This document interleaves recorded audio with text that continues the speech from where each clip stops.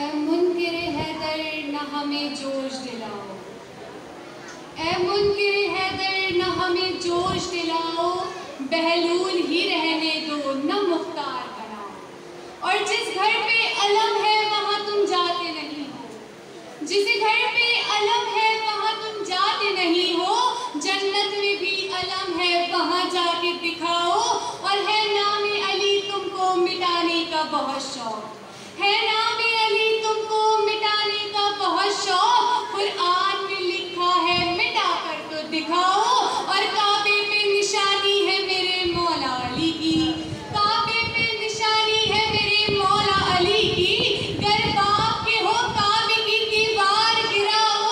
और पड़ता है लहू नौहा तो दिल करता है मातम, पड़ता है लहू नौहा तो दिल करता है मातम। अज़ादारी में पाबंदी लगा कर तो दिखाओ। सलाम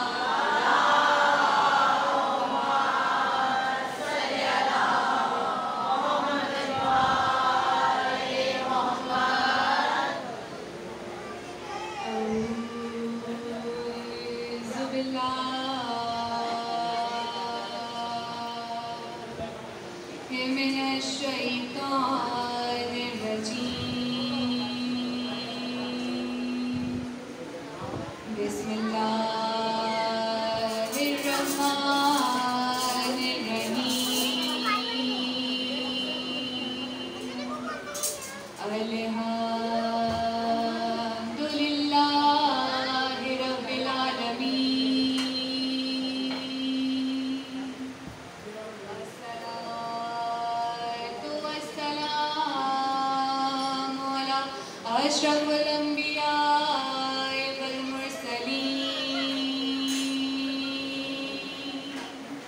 व खातिमुन नबीय्यीन अबिल क़ासिम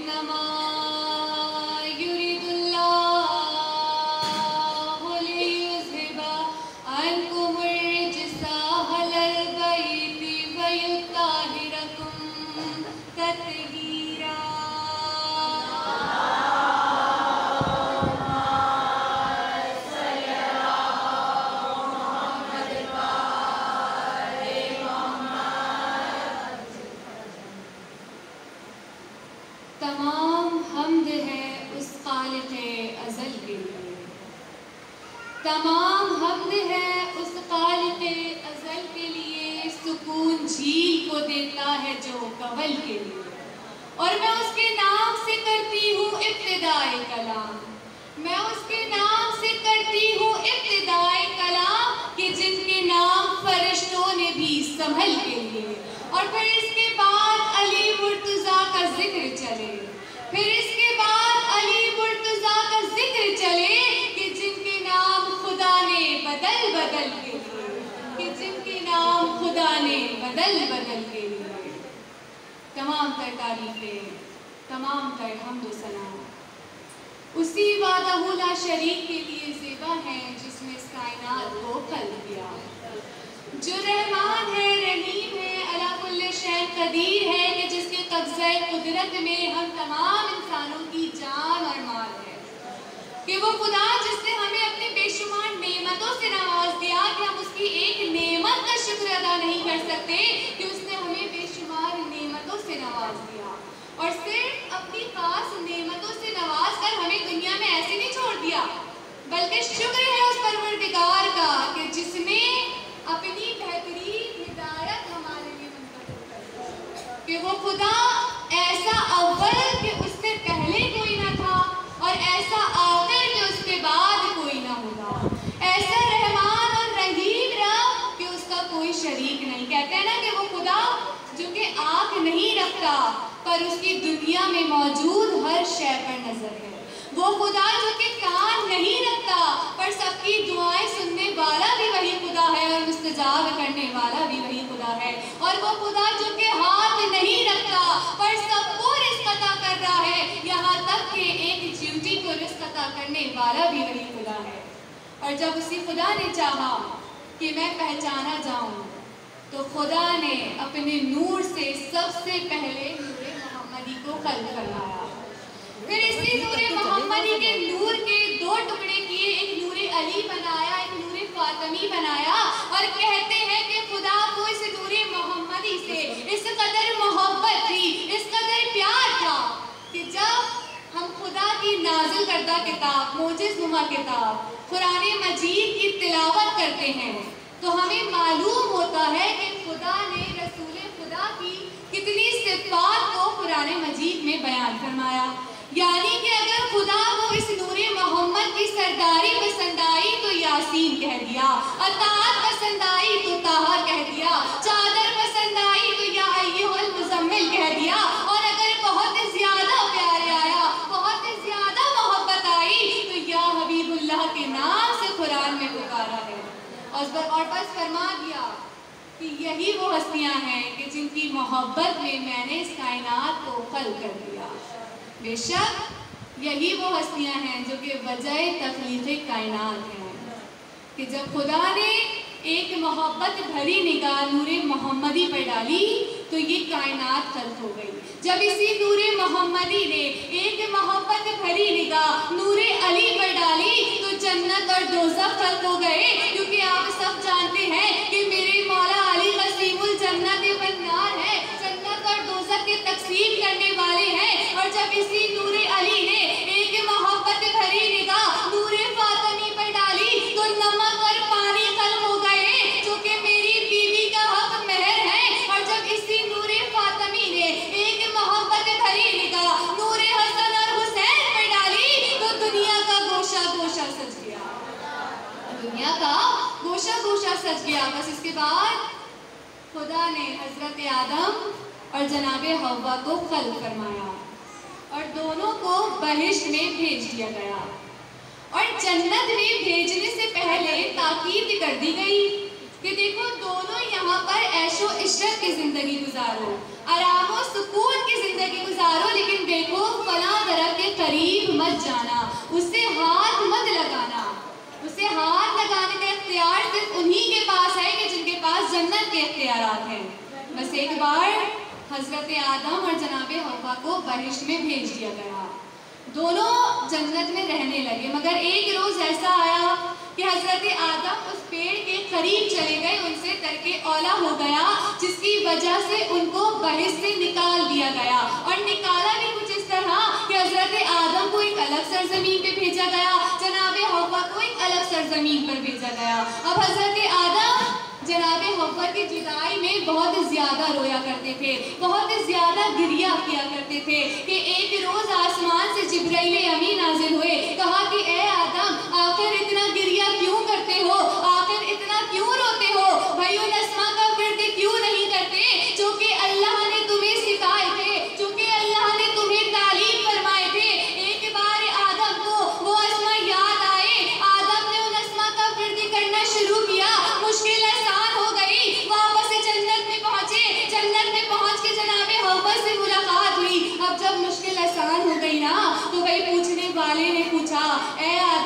भाई वो कौन से अस्मा थे कि जिनका विर्द करके आपकी मुश्किल आसान हो गई। आदम ने कहा कि देखो हमारी मुश्किल तो आसान हो गई, अब हमारे बाद आने वाले नबी से पूछना। बस हजरत नूह का दौर आया, कश्ती भंवर में फंस गई। अभी नूह परेशान है कि भाई किस तरह कश्ती को भंवर से निकाला जाए। एक बार जिब्राइल अमीन नाजिल हुए, कहा कि नूह परेशान क्यों होते हो भाई, उन अस्मा का विर्द क्यों नहीं करते चूंकि अल्लाह ने आपको सिखाए थे। एक बार नूह को वो अस्मा याद आए, नूह ने उन अस्मा का विर्द करना शुरू किया, कश्ती भंवर से निकली, मुश्किल आसान हो गई। भाई फिर पूछने वाले ने पूछा, ऐ नूह अब आप तो बता दीजिए कि वो कौन से अस्मा थे कि जिनसे आदम की मुश्किल भी आसान हुई और अब आपकी मुश्किल भी आसान हो गई। नूह भी कहते हैं कि देखो हमारी मुश्किल तो आसान हो गई, अब हमारे बाद आने वाले नबी से पूछना। बस हजरत इब्राहिम का दौर आया, नमरूद ने हुक्म दिया कि इब्राहिम को आग में डलवा दिया जाए। इधर इब्राहिम को आग में डाला जा रहा था, उधर जिब्राइल अमीन नाजिल हुए, कहा कि ऐ इब्राहिम उन अस्मा का विर्द कीजिए जो कि अल्लाह ने आपको सिखाए थे। एक बार इब्राहिम ने उन अस्मा का विर्द करना शुरू किया, आग गुलो गुलजार हो गई, मुश्किल आसान हो गई। भाई फिर पूछने वाले ने पूछा, ऐ इब्राहिम अब आप बता दीजिए कि वो कौन से अस्मा हैं कि जिनसे तमाम अंबियाओं की मुश्किलें आसान हो रही हैं। इब्राहिम भी वही जवाब देते हैं कि देखो हमारी मुश्किल तो आसान हो गई, अब हमारे बाद आने वाले नबी से पूछना। बस अंबिया आते गए, मुश्किलें आसान होती चली गई, नबी आते गए, मुश्किलें आसान होती चली गई। हजरत मोहम्मद मुस्तफा सल्लल्लाहु अलैहि वसल्लम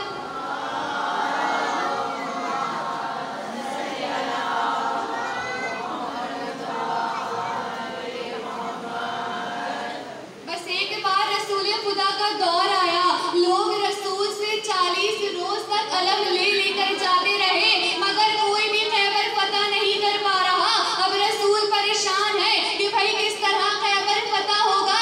एक बार आसमान से जिब्राइल अमीन नाजिल हुए, कहा कि या रसूल खुदा परेशान क्यों होते हो भाई, उन अस्मा का विर्द क्यों नहीं करते जो कि अल्लाह ने आपको सिखाए थे, जो कि अल्लाह ने आपको तालीम फरमाए थे। एक बार रसूल खुदा को वो अस्मा याद आए, रसूल खुदा ने दुआ के लिए अपने हाथ बुलंद किए, उन अस्मा का विर्द करना शुरू किया। नादे अली यार मजहर लगा जाए, उधर मदीने में अली ने खंबर को आवाज दी कि खंबर जाओ हमारा घोड़ा लेकर आओ। रसूल ने आगे बढ़ना शुरू किया, तजलहु अन्ना लका फिल नवाइब, इधर नादे अली खत्म भी ना हुई थी, उधर मदीने से अली मक्के में मौजूद थे।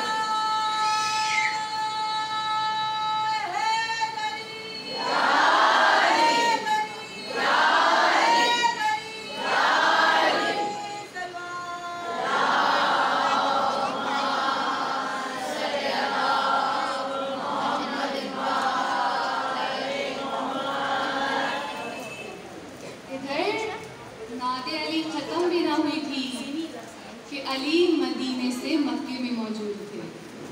तो भाई अब हम पर एतराज ना लगाया करो। अगर आज हम अपनी मुश्किलात में मौला मुश्किल कुशा को पुकारते हैं तो भाई ये तरीका तो हमने खुद रसूल खुदा से लिया है, बल्कि तमाम अंबियाओं से लिया है कि जिन्होंने खुद अपनी मुश्किल में मुश्किल कुशा को पुकारा। तो भाई अगर एतराज लगाना है तो हमसे पहले अब रसूल खुदा पर लगाओ, बल्कि तमाम अंबियाओं पर लगाओ कि जिन्होंने खुद अपनी मुश्किल में मुश्किल कुशा को पुकारा। भाई देखें आज लोग हमसे कहते हैं ना कि हर वक्त या अली मदद या अली मदद या अली मदद, अल्लाह से क्यों नहीं मांगते। तो भाई हम उन्हें बताते चलें कि हम इस दरे आले मोहम्मद के फकीर, ठीक है, और फकीरों का काम होता है दरवाजे पर जाकर दस्तक देना। अब अंदर से जो भी आए उसके सामने हाथ फैला देना। भाई देखिए फकीर दरवाजे पे जाके ये नहीं कहता कि फला शख्स आएगा तो उसी से मांगूंगा, कहा नहीं, फकीर का काम होता है दरवाजे पर जाकर दस्तक देना।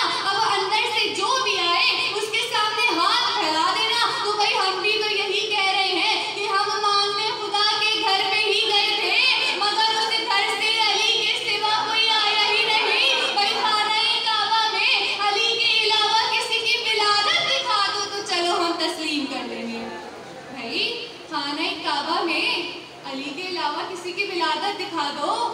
चलो हम तस्लीम कर लेंगे। भाई देखिए आज लोग हमसे कहते हैं ना कि ऐसे कैसे मुमकिन है कि जब जनाब फातिमा बिन्ते असद खाने काबा के करीब तशरीफ लेके गई तो खाने काबा की दीवार शक हो गई। अगर बीबी चाहती तो बीबी दरवाजे से जा सकती थी, क्यों? इसलिए कि खाने काबा के ताले की चाबियां उनके घर पे पड़ी थी। आप सब जानते हैं कि जनाब अबू तालिब अलैहिस्सलाम मतवल्ली खाने काबा थे। अगर बीबी चाहती तो दरवाजे से जा सकती थी, लेकिन उस रोज बीबी दरवाजे से नहीं गई बल्कि दीवार से गई। भाई इसलिए कि अगर उस रोज बीबी दरवाजे से चली जाती तो भाई कुरान की आयत ही नहीं मिलनी थी, भाई कुरान ही मुकम्मल नहीं होता। इसलिए कि खुदा जो कुरान में फरमा चुका था कि मैं अभी वो कुरान नाजिल करने जा रहा हूँ कि अगर ये कुरान मैं पहाड़ों पर नाजिल करता तो पहाड़ इसकी हैबत से रेजा रेजा हो जाते, पहाड़ इसकी हैबत से रेजा रेजा हो जाते। भाई मेरी एक बात समझ नहीं आई। भाई देखिए कुरान मेरे घर में भी मौजूद है, बेशक आपके घरों में भी मौजूद होगा। भाई हमारे घर की तो आज तक एक अलमारी नहीं टूटी। ये किस कुरान की बात हो रही है कि जिसकी हैबत से पहाड़ भी रेजा रेजा हो जाएंगे? तो भाई तुम्हारे पास कोई जवाब नहीं बनेगा तो हम तुम्हारा हाथ पकड़ कर लेकर जाएंगे और दिखाएंगे काबे की वो टूटी हुई दीवार कि जहां अली बच्चा बनकर नहीं आया बल्कि कुरान बनकर आया है। भाई मेरे और आपके घरों में जो कुरान मौजूद है वो लफ्जों वाला कुरान है, वो लफ्जी कुरान है। भाई बहुत खूबसूरत जुमला आपकी समातों में नजर हदिया करने जा रही हूँ कि अली जब लफ्जों में ढलता है तो कुरान बनता है, और जब कुरान जिस्म में आता है तो अली बनता है। सलावत।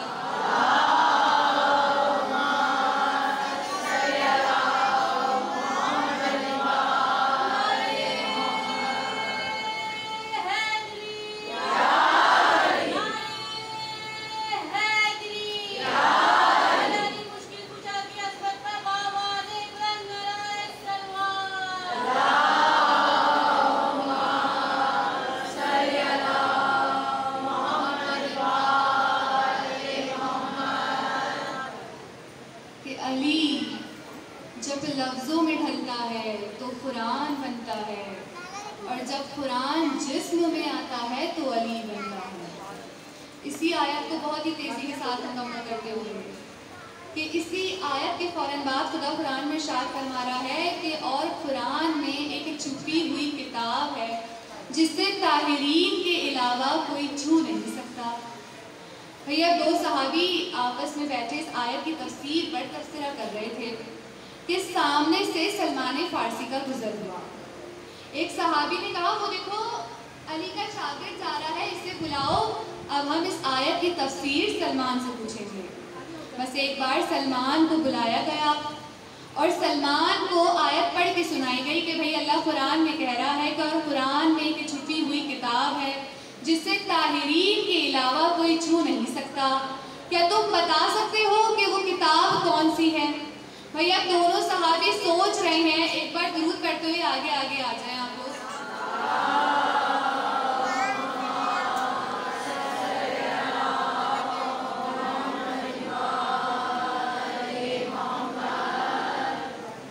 भैया एक सहाबी ने सलमान फारसी को आयत पढ़ के सुनाई कि अल्लाह कुरान में कह रहा है कि और कुरान में एक छुपी हुई किताब है जिसे ताहिरीन के अलावा कोई छू नहीं सकता। क्या तुम बता सकते हो कि वो किताब कौन सी है? अब दोनों सहाबी सोच रहे हैं कि सलमान अब कुरान लेकर आएगा, कुरान खोलेगा, फिर उसमें सूरे ढूंढेगा, सूरे में आयत ढूंढेगा, फिर सोच के हमें इस आयत की तफसीर बताएगा।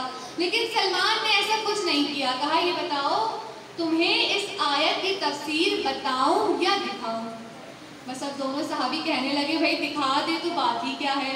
बस एक बार सलमान ने उन दोनों सहाबियों का हाथ पकड़ा और चले हैं मदीने की गलियों की तरफ। मदीने की गली से जाते जा रहे हैं और कहते जा रहे हैं कि आओ तुम्हें मैं कुरान दिखाऊं, आओ तुम्हें मैं कुरान दिखाऊं। बस एक बार सलमान पहुंचे हैं दर सैयदा पर, सर को सजदे में रख के कहा कि देखो ये है वो किताब।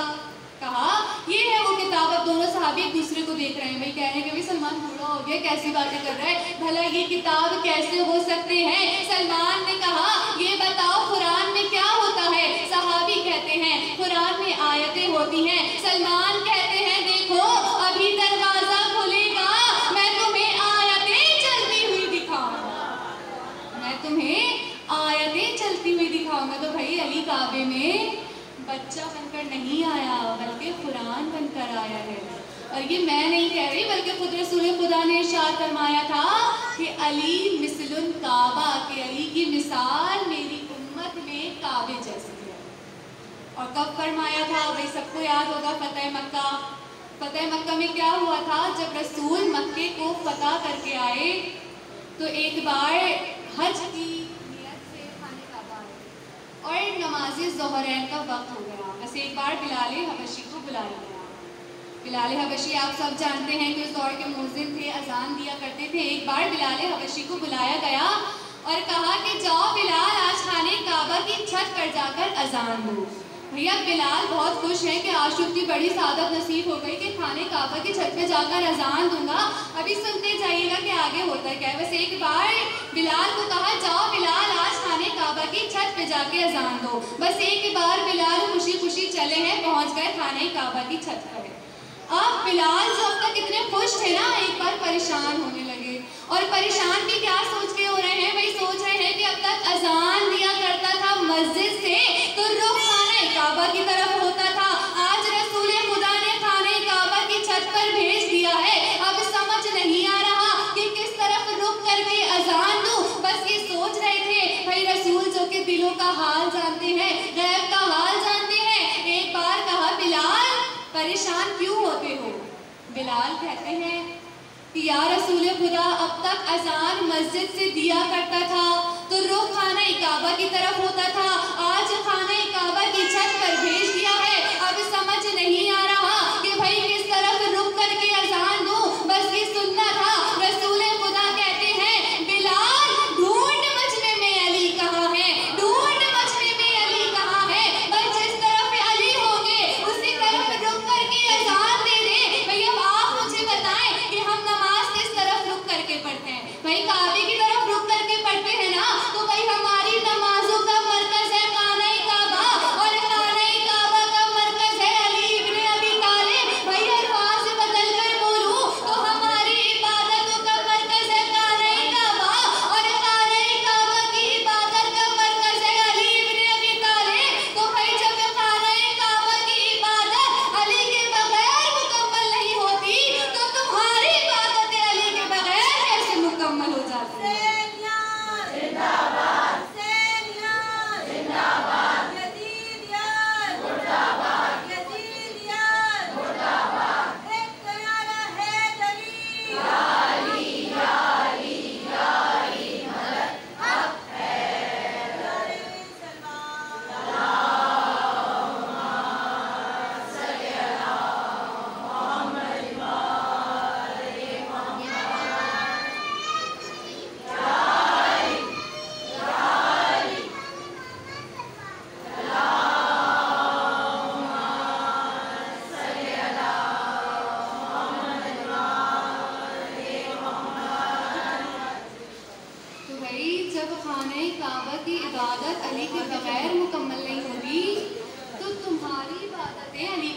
कैसे मुकम्मल हो जाती हैं। ये देखिए वही काबा है ना कि जिसकी कसम मेरे मौला अली अलैहिस्सलाम ने अपने आखिरी सजदे में खाई थी। आप सब जानते हैं कि 19 रमज़ान को जब मेरे मौला अली के सर पे ज़र्ब लगी तो मौला अली ने एक जुमला अदा किया और वो जुमला था फुज़्तु बिरब्बिल काबा, कि रब्बे काबा की कसम अली आज कामयाब हो गया। खुदा की कसम ही मेरे मौला अली का वो जुमला है जिसे तारीख़ इंसानियत लाख झुटलाने के बावजूद आज तक ना झुटला सके, जिसे तारीख़ इंसानियत के जहनों में आज भी ये जुमला सवालिया निशान बनकर मौजूद है कि जब मेरे मौला अली ने ये जुमला अपनी जुबान से अदा किया ना तो एक बार कातिल के हाथों से तलवार गिर गई। कातिल सोचने लगा कि मैं कत्ल करके भी नाकाम हो गया, अली सजदा करके भी कामयाब हो गया, अली सजदा करके भी कामयाब हो गए, मैं कत्ल करके भी नाकाम हो गया। भाई देखिए कातिल यही सोच कर आया था ना कि आज मुसल्ले से अली को जुदा कर दूंगा, आज नमाज और अली को जुदा जुदा कर दूंगा। भाई जभी तो कातिल ने मेरे मौला अली पे वार दरवाजे पे जाके नहीं किया, मेरे मौला अली पे वार जंग में जाकर नहीं किया, बल्कि नमाज की हालत में किया। भाई क्यों? इसलिए कि कातिल चाहता था कि आज इबादत से अली को निकाल दूंगा तो अब ताक़यामत कोई नमाजी नमाज पढ़ने मुसल्ले पर आएगा तो उसे नमाज में अली याद नहीं आएगा, उसे इबादत में अली नजर नहीं आएगा। बस यही सोच कर कातिल ने मेरे मौला अली के सर पर वार किया। जैसे ही वार हुआ अली ने मुसल्ला नहीं छोड़ा, अली ने मुसल्ला ना छोड़कर तारीख के मुअर्रिख को लिखने पर मजबूर कर दिया कि देखो अली किसी नमाजी का नाम नहीं है बल्कि अली नमाज का नाम है। अली किसी नमाजी का नाम नहीं है बल्कि अली नमाज का नाम है। नमाज की असल हकीकत का नाम अली है, नमाज की असल रूह का नाम अली है। बस 19 रमज़ान से अब अली और नमाज का एक ऐसा ताल्लुक कायम हो गया, एक ऐसा मजबूत रिश्ता कायम हो गया कि अब नमाज को वो नमाजी अच्छा ही नहीं लगता जो अली के बगैर मुसल्ले पर आए। भाई क्यों? इसलिए कि अब नमाज अली की मखरूज हो गई है। अब अली ने नमाज को बचा लिया है। अगर ये नमाज आज भी इस दुनिया में पढ़ी जा रही है तो सिर्फ और सिर्फ मेरे मौला अली अलैहिस्सलाम के सत्ते में। अब नमाज